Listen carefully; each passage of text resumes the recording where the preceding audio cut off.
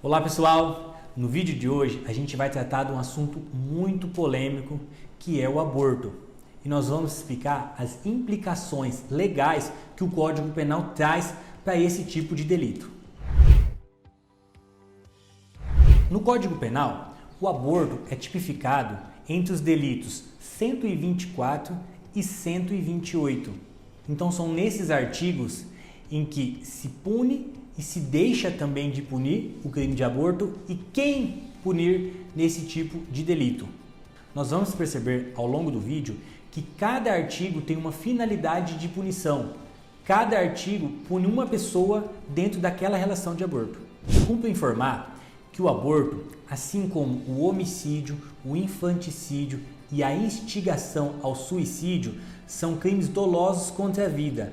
Dessa forma, são crimes julgados perante o tribunal do júri local. Então, diferente do infanticídio, que é o crime cometido pela mãe no momento do parto ou logo após, o aborto é o crime cometido intrauterino. Então, agora nós vamos estudar as 3 formas de aborto tipificadas pelo Código Penal. Os diferentes tipos de punição no aborto são tipificados no artigo 124, 125 e 126, ambos do Código Penal. O primeiro, tipificado no artigo 124, é também denominado o autoaborto, que é aquele aborto provocado em si mesmo ou consentido que lhe provoque. Então nós temos provocar aborto em si mesma ou consentir que outrem lhe provoque. A pena, detenção de 1 a 3 meses. Então, a doutrina penal chama de autoaborto. E esse artigo em si, ele visa punir a gestante / mãe, quando ela autoprovoca o aborto ou quando ela consente em provocar-lhe. Resumindo, esse artigo, ele não permite que se puna outras pessoas, outros terceiros. Ele visa punir tão somente a mãe. Por isso a pena é tão baixa. Não é pena de reclusão, e sim apenas de detenção, de 1 a 3 meses. Pena ínfima para o Código Penal. Então, é o típico caso, por exemplo, da mãe que vai numa clínica abortiva clandestina e ali ela consente que lhe provoque. Inclusive, ela busca o aborto. Ela, a mãe, vai responder pelo artigo 124. Então, nós temos que o 124 é um crime próprio, eis que exige uma condição especial do sujeito ativo, que é a condição de gestante ou mãe. Já no artigo 125 do Código Penal, nós temos o aborto provocado sem o consentimento da gestante. A letra da lei diz: provocar o aborto sem o consentimento da gestante, pena de reclusão de 3 a 10 anos. Em outras palavras, aqui se pune o agente que provocou o aborto sem o consentimento e sem a noção de que estava realizando um aborto na gestante. Aliás, a pena é bem alta, exatamente por isso. A ausência de consentimento da mãe e da gestante é um ato absurdamente reprovado pelo legislador, com penas tão altas que pode inclusive se iniciar no regime fechado se ultrapassados 8 anos de reclusão. Já no artigo 126 do Código Penal, nós temos o aborto provocado com o consentimento da gestante. A letra da lei diz: provocar o aborto com o consentimento da gestante, pena de reclusão de 1 a 4 anos.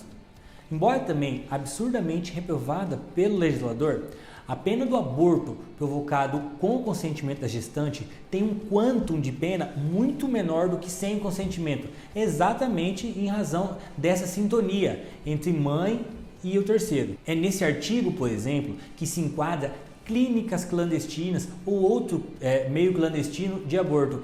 É nessa pena que se inclui então esses profissionais que realizam esse tipo de serviço.